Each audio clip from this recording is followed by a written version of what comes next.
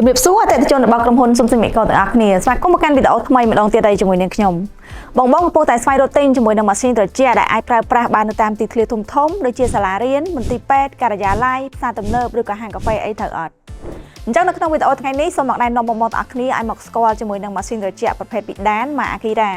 ដែលវាមានទំហំចាប់ពី2សេសកន្លះរហូតដល់5សេសជាមួយនឹងម៉ាស៊ីនត្រជាក់ប្រភេទពីដានម៉ាអាគីរ៉ានេះដែរគឺអាចផ្ដល់នូវភាពត្រជាក់បាន4ទិសផ្សេងៗគ្នាដែលធ្វើឲ្យឆាប់ត្រជាក់ល្អរហូតដល់360ដឺក្រេ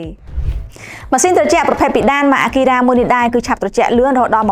20%មានសំឡេងស្ងាត់ល្អត្រឹមតែ4ដេស៊ីបែលហើយក៏មានបំពាក់ជាមួយនឹងប្រព័ន្ធឆ្លាតវៃរ៉ាដាចាប់លំហូរខ្យល់ទៅតាមទិសដៅដែលផ្ដល់នូវខ្យល់ត្រជាក់ស្រស់ស្រាយនិងមានផាសុកភាពសម្រាប់បងឬក៏ម្ចាស់អាជីវកម្មធំៗដែលកំពុងតែស្វែងរកទិញជាមួយនឹងម៉ាស៊ីនត្រជាក់ប្រភេទពីដានដែលមានទំហំ2សេសរហូតដល់ទៅ5សេសដូចនេះបងប្អូនទាំងអស់គ្នាគឺអាចអញ្ជើញមកកាន់ក្រុមហ៊ុនស៊ុំស៊ីមីកូសាខាណាមួយក៏បានសូមអរគុណសម្រាប់ការតាមដានទស្សនានៅវីដេអូជួបគ្នានៅវីដេអូក្រោយ